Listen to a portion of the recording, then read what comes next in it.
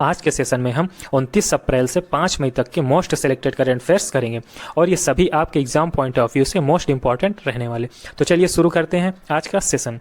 तो आज का हमारा पहला प्रश्न है, भारत की किस टेनिस खिलाड़ी को एशिया ओशिनिया जोन से फेड कप हट अवार्ड के लिए नामित किया गया है? तो दोस्तों इसका आंसर होगा आपका ऑप्शन नंबर ए, यानी सानिया मिर्जा। सानिया मिर्जा को फेड कप हट अवार्ड के लिए नॉमिनेट किया गया है, तो ऑप्शन नंबर ए आपका सही होगा। इससे रिलेटेड डिटेल देखते हैं।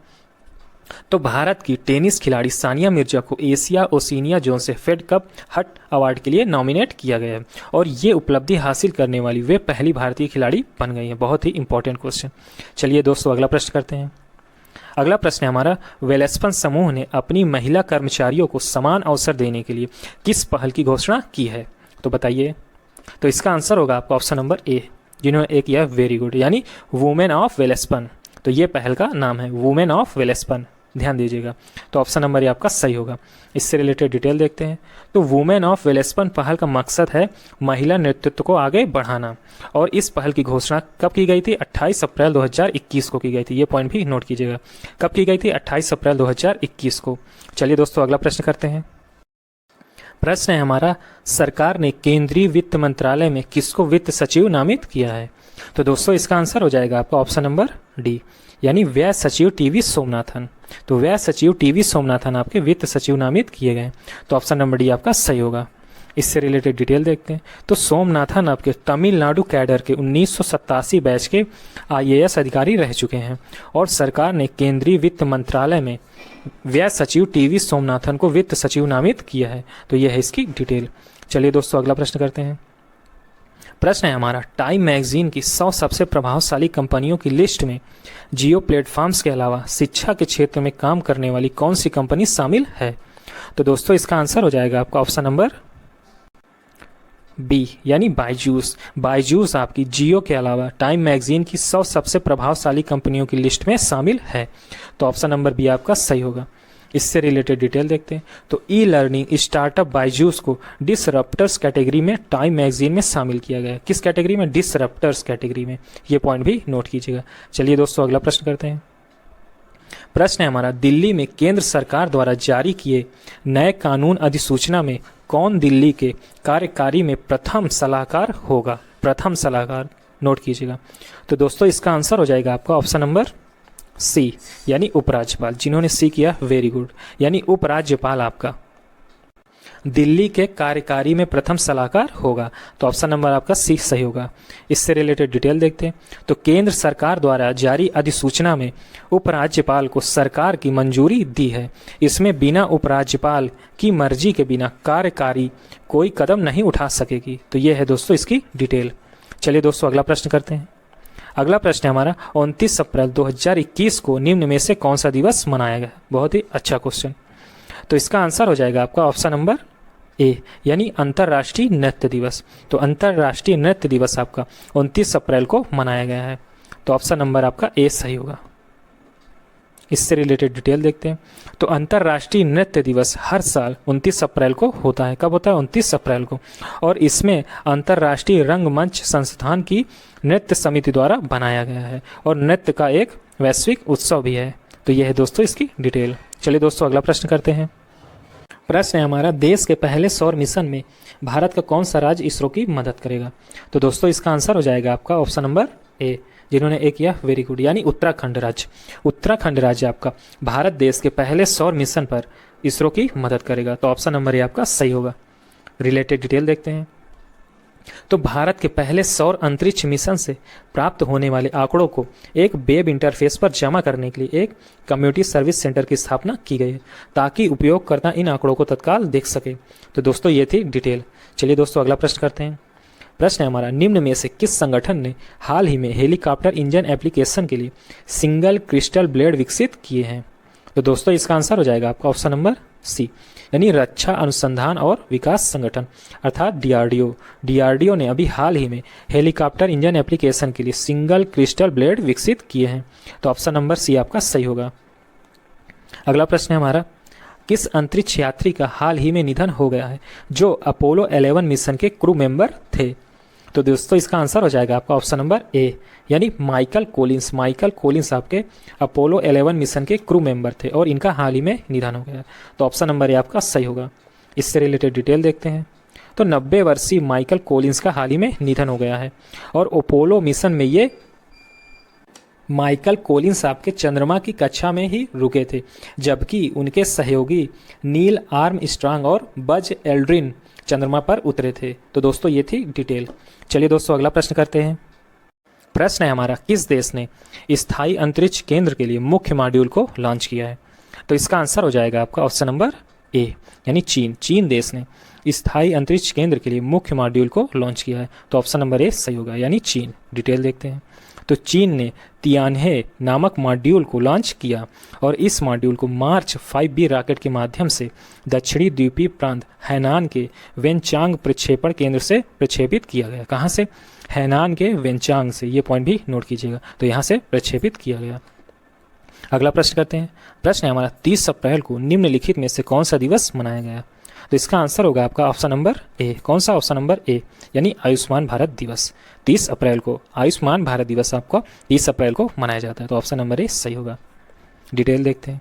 तो वर्ष 2018 को इस योजना की शुरुआत हुई थी और 30 अप्रैल को ग्राम स्वराज अभियान के तहत इस दिन को आयुष्मान भारत दिवस के रूप में मनाया गया था।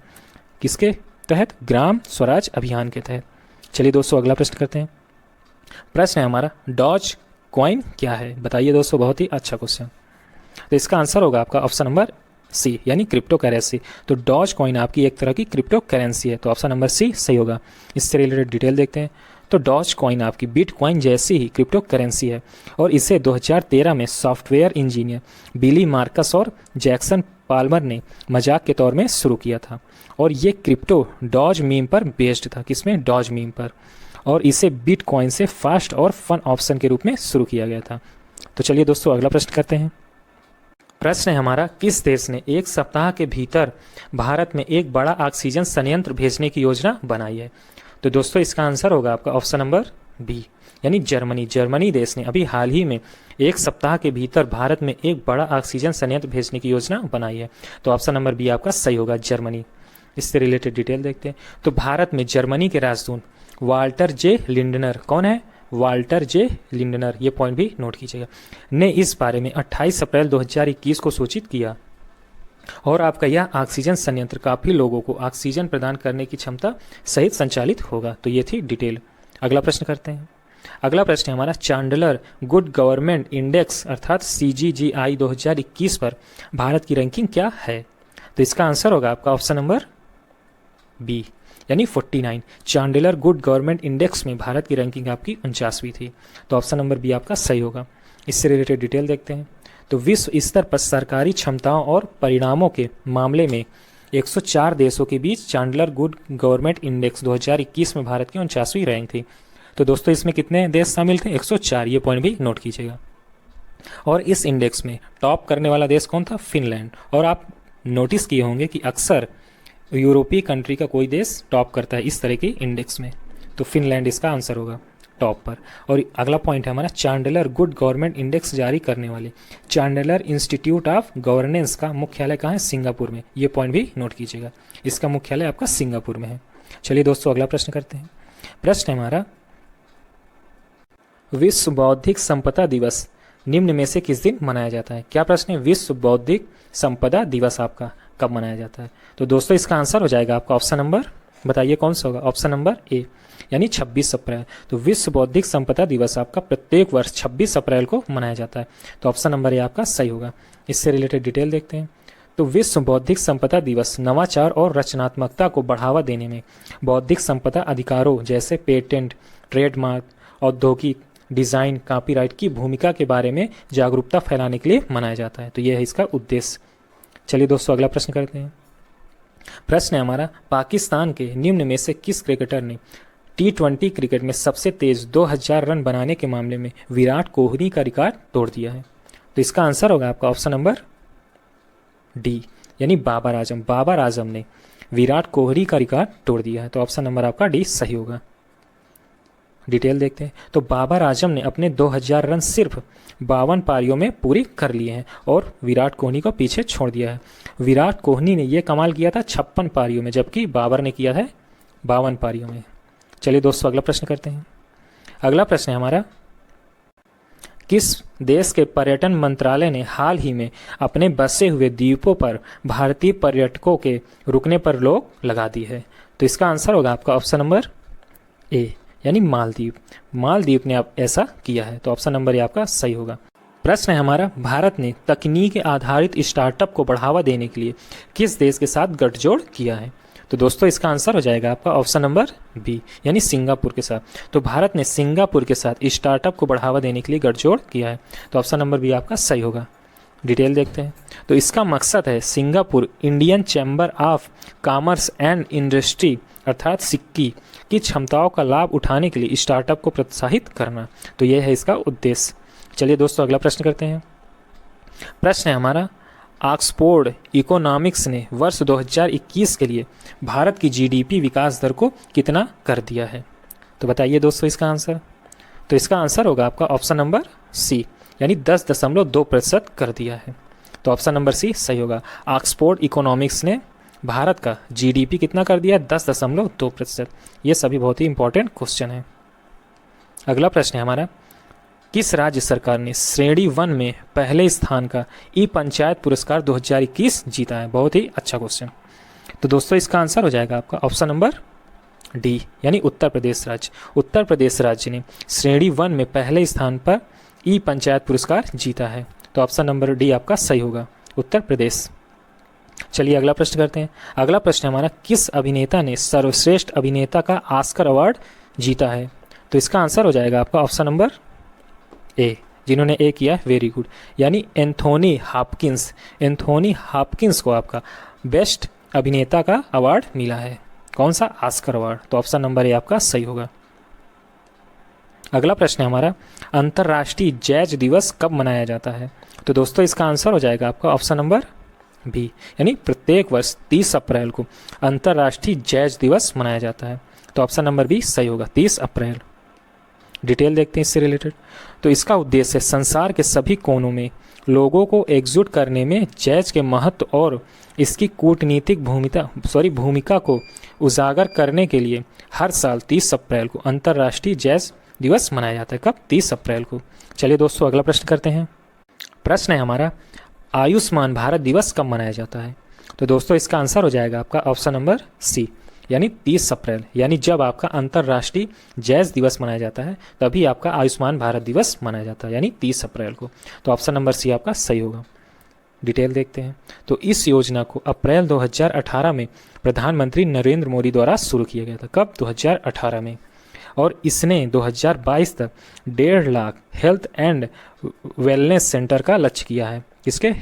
हेल्थ एंड वेलनेस सेंटर का लक्ष्य किया। कितने? 1.5 लाख। तो ये थी दोस्तों डिटेल। चलिए अगला प्रश्न करते हैं।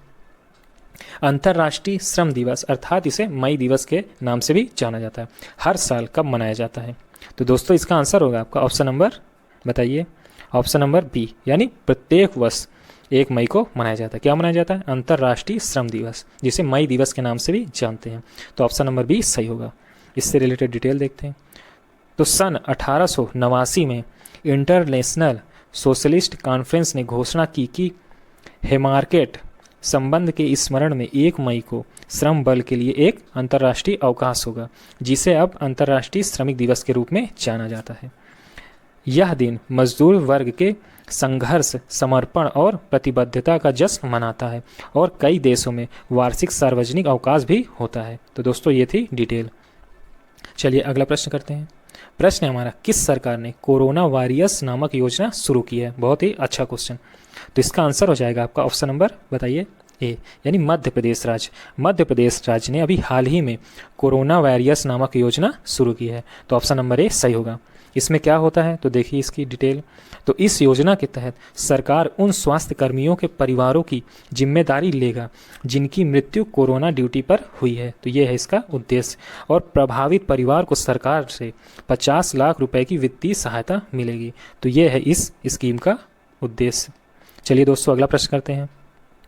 अगला प्रश्न हमारा, लाग बाउमर का आयोजन किस देश में किया जाता है? बताइए दोस्तों इसका आंसर। तो इसका आंसर होगा आपका ऑप्शन नंबर डी, यानी इजराइल में। इजराइल में आपका लाग बाउमर का आयोजन किया जाता है। क्या है? लाग बाउमर, नोट कीजिएगा, इजराइल में होता है। तो ऑप्शन नंबर डी सही होगा। ये क्या है तो देखते हैं। तो आपका लाग बाउमर इजराइल में यहूदी धार्मिक के 33वें दिन मनाया जाने वाला अवकाश ओमर की गिनती जो 18वें दिन होती है। तो ये है इसकी डिटेल। चलिए दोस्तों अगला प्रश्न करते हैं। प्रश्न है हमारा T20 विश्व कप 2021 किस देश में होगा? बताइए दोस्तों। तो इसका आंसर हो जाएगा आपका ऑप्शन नंबर डी, यानी हमारे देश भारत में ही आपका T20 वर्ल्ड कप 2021 होगा। तो ध्यान रखिएगा, हमारे देश भारत में ही होगा। डिटेल देखते हैं। तो T20 विश्व कप आपका अक्टूबर में भारत में ही होगा और इसे 9 शहरों के बजाय अब 5 शहरों में ही कराए जाने की योजना बनाई जा रही है। तो ये थी दोस्तों डिटेल। चलिए अगला प्रश्न करते हैं। प्रश्न है हमारा, न्यूज चैनल के किस टीवी पत्रकार का हाल ही में निधन हो गया है? बताइए दोस्तों, ये आपको पता होगा। तो इसका आंसर होगा आपका ऑप्शन नंबर डी, यानी रोहित सरदाना। रोहित सरदाना का आपका हाल ही में निधन हो गया, जो कि आज तक के न्यूज़ एंकर थे। तो ऑप्शन नंबर आपका डी सही होगा। आज तक में न्यूज़ एंकर रोहित सरदाना का हाल ही में निधन हो गया। इन्हें वर्ष 2018 में गणेश शंकर विद्यार्थी पुरस्कार मिला था। तो ये पॉइंट नोट कीजिएगा, कौन सा अवार्ड मिला था? गणेश शंकर विद्यार्थी पुरस्कार, नोट कीजिएगा। चलिए दोस्तों अगला प्रश्न करते हैं। प्रश्न है हमारा, प्रसिद्ध अमेरिकी लेखक झुम्पा लाहिड़ी ने अपना नया उपन्यास किस शीर्षक से लॉन्च किया है? तो इसका आंसर होगा आपका ऑप्शन नंबर ए, यानी वेयर अबाउट्स। तो ये शीर्षक है वेयर अबाउट्स और इनकी लेखिका हैं झुम्पा लाहिड़ी। ये पॉइंट नोट कीजिएगा। तो ऑप्शन नंबर ए सही होगा, वेयर अबाउट्स। अगला प्रश्न करते हैं। प्रश्न है हमारा, बार्सिलोना ओपन क्ले कोर्ट में जिस खिलाड़ी ने अपने कैरियर का 12वां बार्सिलोना ओपन खिताब जीता है, तो वो कौन है? तो आप वो है रोजर फेडरर। तो ऑप्शन नंबर ए आपका सही होगा, रोजर फेडरर। चलिए इससे डिटेल देखते हैं। तो रोजर फेडरर आपके एक प्रसिद्ध टेनिस खिलाड़ी हैं। कैसे हैं? टेनिस खिलाड़ी हैं और ये स्विट्जरलैंड देश से हैं। तो रोजर फेडरर आपके स्विट्जरलैंड से हैं। नोवाक जोकोविक तो ये आपके सर्बिया से हैं और ये भी एक प्रसिद्ध टेनिस खिलाड़ी हैं। तो ये दोनों पॉइंट बहुत ही इंपॉर्टेंट है, क्योंकि अक्सर इससे प्रश्न बनता है कि ये किस देश के खिलाड़ी हैं। चलिए दोस्तों अगला प्रश्न करते हैं। प्रश्न है हमारा, ऑक्सीजन ऑन व्हील्स नामक परियोजना किसने शुरू की है? तो दोस्तों इसका आंसर होगा आपका ऑप्शन नंबर बी, यानी महिंद्रा ग्रुप। तो महिंद्रा ग्रुप ने ऑक्सीजन ऑन व्हील्स नामक परियोजना शुरू की है। तो ऑप्शन नंबर बी आपका सही होगा। इससे रिलेटेड डिटेल देखते हैं। तो महिंद्रा ग्रुप के चेयरमैन आनंद महिंद्रा ने 1 मई 2021 को ऑक्सीजन ऑन व्हील्स नामक परियोजना शुरू की है और ऑक्सीजन ऑन व्हील्स पहल भारत में विशेष रूप से महाराष्ट्र में ऑक्सीजन के उत्पादन और इसके परिवहन पर केंद्रित होगी। चलिए अगला प्रश्न करते हैं। अगला प्रश्न है हमारा, निम्न में से कौन सा देश कम गति वाली ड्राइवरलेस कारों को चलाने की अनुमति देने वाला पहला देश बन गया है? तो इसका आंसर होगा आपका ऑप्शन नंबर ए, यानी ब्रिटेन देश। तो ब्रिटेन देश आपका ड्राइवरलेस कारों को चलाने की अनुमति देने वाला पहला देश बन गया है। तो ऑप्शन नंबर ए सही होगा, ब्रिटेन। डिटेल देखते हैं। तो कम गति वाली ड्राइवरलेस कारों को चलाने की अनुमति देने वाला पहला देश कौन सा बना है? ब्रिटेन। और ब्रिटेन की सरकार का अनुमान है कि ब्रिटेन की लगभग 40% कारों में 2035 तक सेल्फ ड्राइविंग क्षमता होगी। कब तक? 2035 तक। चलिए अगला प्रश्न करते हैं। अगला प्रश्न है हमारा, अंतर्राष्ट्रीय खगोल विज्ञान दिवस अर्थात इंटरनेशनल एस्ट्रोनॉमी डे निम्न में से किस दिन मनाया जाता है? तो इसका आंसर होगा आपका ऑप्शन नंबर डी, यानी 2 मई। तो 2 मई को आपका अंतर्राष्ट्रीय खगोल विज्ञान दिवस मनाया जाता है। तो ऑप्शन नंबर डी आपका सही होगा, 2 मई। डिटेल देखते हैं। तो हर साल अंतर्राष्ट्रीय खगोल विज्ञान दिवस वर्ष में 2 बार अर्थात 26 सितंबर और 2 मई को मनाया जाता है। नोट कीजिएगा, 2 बार मनाया जाता है साल भर में, 26 सितंबर और 2 मई को। पहला अंतर्राष्ट्रीय खगोल विज्ञान दिवस आपका 1973 में मनाया गया था। कब? 1973 में। और यह उत्तरी कैलिफोर्निया के खगोलीय संघ के तत्कालीन अध्यक्ष द्वारा शुरू किया गया था। चलिए अगला प्रश्न करते हैं। अगला प्रश्न है हमारा, उत्तराखंड सरकार ने कोविड महामारी के बढ़ते संक्रमण को देखते हुए इस साल होने वाले निम्न में से किस यात्रा पर रोक लगा दी है? बताइए इसका आंसर। तो इसका आंसर होगा आपका ऑप्शन नंबर बी यानी चार धाम। तो चार धाम पर उत्तराखंड सरकार ने कोविड महामारी के प्रकोप के कारण इस पर रोक लगा दी है। किस पर? चार धाम पर। तो ऑप्शन नंबर बी आपका सही होगा। डिटेल देखते हैं। तो उत्तराखंड के मुख्यमंत्री त्रिवेंद्र सिंह रावत, कौन है? त्रिवेंद्र सिंह रावत ने प्रदेश में कोविड मामलों के बढ़ोतरी देखते हुए चार धाम की यात्रा को स्थगित कर दिया है। और पिछले साल भी कोरोना के संक्रमण के चलते उत्तराखंड सरकार ने चार धाम यात्रा पर रोक लगा दी थी, और इस बार भी। चलिए अगला प्रश्न करते हैं। अगला प्रश्न है हमारा, निम्नलिखित में से किसे आरबीआई का डिप्टी गवर्नर बनाया गया है? क्या बनाया गया? आरबीआई का डिप्टी गवर्नर। तो बताइए इसका आंसर। तो इसका आंसर होगा आपका ऑप्शन नंबर ए यानी टी रविशंकर। टी रविशंकर को आरबीआई का डिप्टी गवर्नर बनाया गया है। टी रविशंकर। तो ऑप्शन नंबर ए आपका सही होगा। डिटेल देखते हैं। तो टी रविशंकर को भारतीय रिजर्व बैंक अर्थात आरबीआई का डिप्टी गवर्नर बनाया गया। वह केंद्रीय बैंक की अनुषंगी company Indian financial technology and allied services के चेयरमैन थे। ये पॉइंट भी नोट कीजिएगा। चलिए अगला प्रश्न करते हैं। अगला प्रश्न है हमारा, निम्न में से कौन दिल्ली कैपिटल्स के टैलेंट सर्च प्रमुख बने हैं? तो दिल्ली के कैपिटल के टैलेंट सर्च प्रमुख कौन बने हैं? बताइए। तो इसका आंसर होगा आपका ऑप्शन नंबर, बताइए, ऑप्शन नंबर ए यानी सबा करीम। तो सबा करीम आपके दिल्ली कैपिटल्स के टैलेंट सर्च के प्रमुख बने हैं। कौन? सबा करीम। तो ऑप्शन नंबर ए आपका सही होगा, सबा करीम। डिटेल देखते हैं। तो आईपीएल फ्रेंचाइजी दिल्ली कैपिटल्स ने भारत के पूर्व विकेट कीपर बल्लेबाज सैयद सबा करीम को टैलेंट सर्च चीफ नियुक्त किया है। किनको? सबा करीम को। और सबा करीम आपके भारत के लिए एक टेस्ट और 34 वनडे मैच खेले हैं। ये पॉइंट भी नोट कीजिएगा। चलिए अगला प्रश्न करते हैं। अगला प्रश्न है हमारा, मुख्यमंत्री चिरंजीवी स्वास्थ्य बीमा योजना में 18 से 45 वर्ष के आयु वर्ग के लिए निःशुल्क कोविड वैक्सीन टीकाकरण का शुभारंभ किस राज्य ने किया है? तो दोस्तों इसका आंसर होगा आपका ऑप्शन नंबर बी यानी राजस्थान राज्य। तो राजस्थान राज्य ने 18 से 45 वर्ष की आयु के लिए निःशुल्क कोविड वैक्सीन टीकाकरण का शुभारंभ किया है। किसने? राजस्थान राज्य ने। डिटेल देखते हैं। तो मुख्यमंत्री अशोक गहलोत, राजस्थान के मुख्यमंत्री कौन है? अशोक गहलोत, नोट कीजिएगा। तो उन्होंने ये योजना शुरू की है। किसके तहत? चिरंजीवी स्वास्थ्य बीमा योजना के तहत। चलिए अगला प्रश्न करते हैं। अगला प्रश्न है हमारा, 3 मई को निम्नलिखित में से कौन सा दिवस मनाया जाता है? तो इसका आंसर होगा आपका ऑप्शन नंबर ए यानी अंतर्राष्ट्रीय पत्रकारिता स्वतंत्रता दिवस 3 मई को मनाया जाता है। कब मनाया जाता है? 3 मई को। क्या? अंतर्राष्ट्रीय पत्रकारिता स्वतंत्रता दिवस। तो ऑप्शन नंबर ए सही होगा। डिटेल देखते हैं। तो विश्व स्तर पर प्रेस की आज़ादी को सम्मान देने के लिए संयुक्त राष्ट्र संघ की महासभा द्वारा 3 मई को विश्व प्रेस स्वतंत्रता दिवस घोषित किया गया, जिसे विश्व प्रेस दिवस के नाम से भी जाना जाता है। किसके नाम से? विश्व प्रेस दिवस के नाम से भी। चलिए अगला प्रश्न करते हैं। अगला प्रश्न है हमारा, बीआरओ में कमांडिंग ऑफिसर के रूप में नियुक्त होने वाली पहली महिला अधिकारी कौन है? पहली महिला अधिकारी पूछा गया है। तो इसका आंसर होगा आपका ऑप्शन नंबर डी। जिन्होंने डी किया है वेरी गुड, यानी वैशाली हिवासे। तो वैशाली हिवासे आपकी बीआरओ में कमांडिंग ऑफिसर के रूप में नियुक्त होने वाली पहली महिला अधिकारी है, वैशाली हिवासे। तो ऑप्शन नंबर डी सही होगा। डिटेल देखते हैं। तो वैशाली आपकी महाराष्ट्र के वर्धा से है। ये डिटेल बहुत ज़रूरी होती है ताकि क्वेश्चन आपको लंबे समय तक याद रहे। बीआरओ का फुल फॉर्म, तो बॉर्डर रोड्स ऑर्गेनाइजेशन, ये बीआरओ का फुल फॉर्म है। और वैशाली कहाँ से थी? तो ये महाराष्ट्र के वर्धा से थी। अगला प्रश्न है हमारा, भारत और कौन से देश के बीच विदेश और रक्षा मंत्री स्तर पर 2+2 मंत्री स्तरीय संवाद स्थापित करने के लिए सहमत हुई हैं? तो इसका आंसर होगा आपका ऑप्शन नंबर ए यानी भारत और रूस के बीच 2+2 मंत्री स्तरीय संवाद स्थापित किया गया है। तो ऑप्शन नंबर ए सही होगा, रूस। डिटेल देखते हैं। तो रूस चौथा देश और पहला गैर क्वाड सदस्य है। क्वाड देश कौन से होते हैं? तो क्वाड में कौन से देश शामिल हैं? भारत, ऑस्ट्रेलिया, जापान और अमेरिका, ये चारों मिलकर क्वाड का निर्माण करते हैं। और जिसके साथ भारत ने 2+2 मंत्री स्तरीय संवाद तंत्र स्थापित किया है। तो ये गैर क्वाड है। रूस और भारत का ये 2+2 मंत्री स्तरीय संवाद गैर क्वाड है। ये पॉइंट नोट कीजिएगा।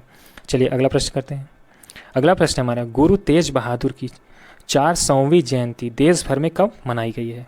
तो दोस्तों इसका आंसर होगा आपका ऑप्शन नंबर बी, यानी 1 मई को। 1 मई को गुरु तेज बहादुर की 400वीं जयंती देश भर में मनाई गई है। 1 मई को गुरु तेज बहादुर की डिटेल देखते हैं। तो आपके गुरु तेज बहादुर सिख धर्म के 10 गुरुओं में से 90वें नंबर के थे। ये पॉइंट नोट कीजिएगा, 90वें नंबर के थे। और उन्हें 1675 में मुगल सम्राट औरंगजेब द्वारा मरवा दिया गया था। किसके द्वारा? औरंगजेब द्वारा। कब? 1975 में। उन्हें हिंद दी चादर के नाम से भी जाना जाता है। किन्हें? गुरु तेज बहादुर को हिंद दी चादर के नाम से भी जाना जाता है, जिसका अर्थ होता है भारत का शील्ड। ये पॉइंट नोट कीजिएगा। चलिए अगला प्रश्न करते हैं। अगला प्रश्न है हमारा, जापान सरकार ने हाल ही में किसे ऑर्डर ऑफ राइजिंग सन से सम्मानित किया है? बहुत ही अच्छा क्वेश्चन है। तो इसका आंसर होगा आपका ऑप्शन नंबर, बताइए, ऑप्शन नंबर सी, यानी श्यामला गणेश को। श्यामला गणेश को आपको जापानी सरकार ने ऑर्डर ऑफ राइजिंग सन पुरस्कार से सम्मानित किया। किससे? ऑर्डर ऑफ राइजिंग सन से। डिटेल देखते हैं, ये बहुत ही इंपॉर्टेंट क्वेश्चन है। तो ये बेंगलुरु के सेप्टुजेनेरियन संस्था में एक जापानी शिक्षक हैं। कौन? आपकी Shyamala Ganesh. Order of rising क्या है ये जान लेते हैं, बहुत ही अच्छा क्वेश्चन। तो यह पुरस्कार उन लोगों को प्रदान किया जाता है जिन्होंने जापानी संस्कृति को बढ़ावा देने, अंतर्राष्ट्रीय संबंधों में उपलब्धियां, अपने क्षेत्र में प्रगति और पर्यावरण के संरक्षण में विशिष्ट उपलब्धियां हासिल की हैं, उन्हें ही ऑर्डर ऑफ राइजिंग सन से सम्मानित किया जाता है। जापान की मुद्रा तो जापानी येन। और जापान के पीएम कौन हैं? तो योशीहाइड सुगा। कौन है? योशीहाइड सुगा। शिंजो अबे अब नहीं है, अब कौन है? योशीहाइड सुगा। नोट कीजिएगा, एग्जाम में पूछा जा सकता है। चलिए दोस्तों अगला प्रश्न करते हैं। अगला प्रश्न है हमारा, हाल ही में किसने पुर्तगाली ग्रैंड प्रिक्स जीत लिया है? इंपॉर्टेंट क्वेश्चन है। तो इसका आंसर होगा आपका ऑप्शन नंबर बी, यानी लुइस हैमिल्टन। लुइस हैमिल्टन आपके पुर्तगाली ग्रैंड प्रिक्स को जीत लिया, तो ऑप्शन नंबर बी सही होगा। और ये नंबर 1 के खिलाड़ी हैं। डिटेल जानते हैं। तो लुइस हैमिल्टन ने प्रतिद्वंदी मैक्स वेस्टारपेन और मर्सिडीज टीम के साथी वाल्टेरी बोटास को हराकर पुर्तगाली ग्रैंड प्रिक्स जीत लिया है। लुइस हैमिल्टन के बारे में जानते हैं। तो लुइस हैमिल्टन फार्मूला 1 रेसिंग के ब्रिटिश ड्राइवर हैं। कहाँ के हैं? ब्रिटिश ड्राइवर हैं, जो वर्तमान में मैकलेरन मर्सिडीज टीम के लिए रेसिंग करते हैं और फार्मूला 1 के आज तक के सबसे युवा विश्व चैंपियन है। तो ये बहुत ही अच्छे खिलाड़ी हैं, बहुत ही अच्छे रेसर हैं। चलिए अगला प्रश्न करते हैं। अगला प्रश्न है हमारा, विश्व टूना दिवस हर साल कब मनाया जाता है? तो इसका आंसर होगा आपका ऑप्शन नंबर सी, यानी 2 मई। तो 2 मई को विश्व टूना दिवस मनाया जाता है। विश्व टूना दिवस, और टूना एक मछली है। डिटेल देखते हैं। तो विश्व टूना दिवस हर वर्ष 2 मई को टूना मछली के बारे में जागरूकता बढ़ाने और मनुष्यों तथा पृथ्वी के लिए इसके महत्व के बारे में जागरूकता बढ़ाने के लिए मनाया जाता है। संयुक्त राष्ट्र अर्थात यूएन ने 2007 में ऑफिशियली विश्व टूना दिवस को मान्यता दी है और पहला विश्व टूना दिवस 2017 में ही मनाया गया था। चलिए दोस्तों अगला प्रश्न करते हैं। अगला प्रश्न है हमारा, भारतीय नौसेना ने भारत में ऑक्सीजन से भरे कंटेनर की शिपमेंट के लिए किस नाम से ऑपरेशन शुरू किया है? बहुत ही इंपॉर्टेंट क्वेश्चन। तो इसका आंसर होगा, बताइए, ऑप्शन नंबर ए, समुद्र सेतु 2।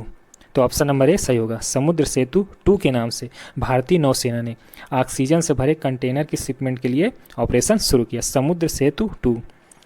डिटेल देखते हैं।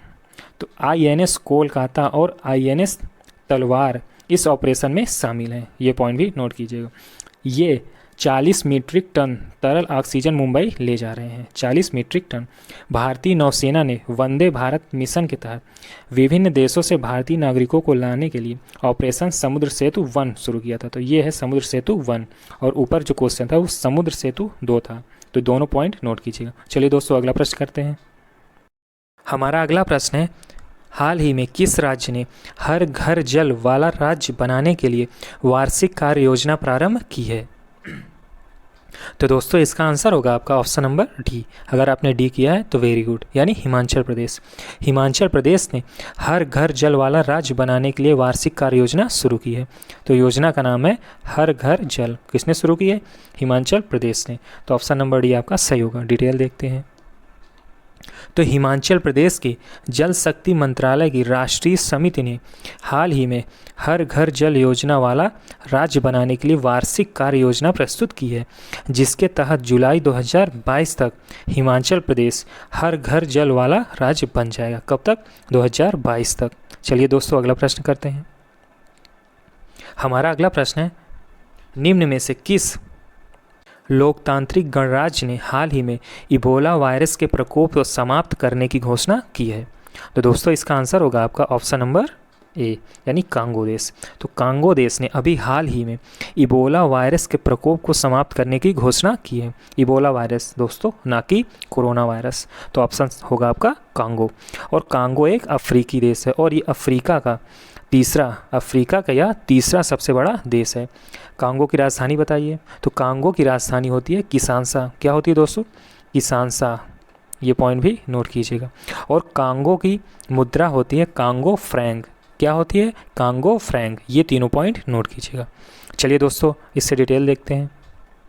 तो कांगो ने हाल ही में इबोला वायरस के 12वें प्रकोप को समाप्त करने की घोषणा की है। और इस वायरस की खोज सबसे पहले 1976 में हुई थी। किस वायरस की? Ebola virus. इबोला वायरस की सबसे पहले खोज 1976 में हुई थी। ये पॉइंट भी नोट कीजिएगा। चलिए अगला प्रश्न करते हैं। अगला प्रश्न है हमारा, हाल ही में किस संगठन ने मॉडर्ना कोरोना वैक्सीन को इमरजेंसी के लिए प्राधिकार दे दिया है? तो दोस्तों इसका आंसर होगा आपका ऑप्शन नंबर बी, यानी विश्व स्वास्थ्य संगठन अर्थात वर्ल्ड हेल्थ ऑर्गेनाइजेशन ने अभी हाल ही में मॉडर्ना कोरोना वैक्सीन को इमरजेंसी यूज के लिए प्राधिकार दे दिया है। तो मॉडर्ना वैक्सीन होगा आपका answer, option number B. Detail देखते हैं। तो WHO ने हाल ही में मॉडर्ना कोरोना वैक्सीन को आपातकालीन उपयोग प्राधिकार दे दिया है। इसके साथ ही WHO से उपयोग प्राधिकार की मान्यता प्राप्त करने के लिए मॉडर्ना वैक्सीन 5वीं वैक्सीन बन गई है। जी हाँ, 5वीं वैक्सीन। चलिए दोस्तों अगला प्रश्न करते हैं। अगला प्रश्न है हमारा, निम्न में से किस कंपनी ने हाल ही में याहू इंक को खरीदने के लिए $44.6 बिलियन का ऑफर दिया है? तो दोस्तों इसका आंसर हो जाएगा आपका ऑप्शन नंबर सी, यानी माइक्रोसॉफ्ट। माइक्रोसॉफ्ट ने $44.6 बिलियन का ऑफर दिया है। किसे खरीदने के लिए? याहू इंक को। तो ऑप्शन नंबर आपका सी सही होगा, माइक्रोसॉफ्ट। डिटेल देखते हैं। तो इस डील के द्वारा दोनों कंपनी गूगल के लिए चुनौती खड़ी कर सकती हैं। किसके लिए? गूगल के लिए। और इस समय याहू पर 500 मिलियन यूज़र हर महीने न्यूज़, फाइनेंस और स्पोर्ट्स के लिए आते हैं। चलिए दोस्तों अगला प्रश्न करते हैं। हमारा अगला प्रश्न है, भारतीय सेना ने हाल ही में पहला green solar energy harnessing plant शुरू किया है। तो कहाँ शुरू किया है? तो दोस्तों इसका आंसर होगा आपका ऑप्शन नंबर ए। अगर आपने ए किया है तो वेरी गुड, यानी सिक्किम राज्य। सिक्किम राज्य में भारतीय सेना ने पहला green solar energy harnessing plant शुरू किया है। कहाँ? सिक्किम में। तो ऑप्शन नंबर ए आपका सही होगा। डिटेल देखते हैं। तो यह प्लांट वैनेडियम आधारित बैटरी तकनीक का उपयोग करता है। कौन सी तकनीक? वैनेडियम आधारित बैटरी तकनीक का। और भारत विश्व में वैश्विक वैनेडियम उत्पादन का 4% उपभोग करता है। कितना? 4%। तो दोस्तों ये था हमारा लास्ट प्रश्न। आपको वीडियो कैसा लगे कमेंट करके ज़रूर बताइएगा। और दोस्तों अगर आपको अपना करंट अफेयर स्ट्रॉन्ग करना है तो इस चैनल पर बने रहिए। तो चलिए दोस्तों मिलते हैं नेक्स्ट वीडियो में। Okay, good luck.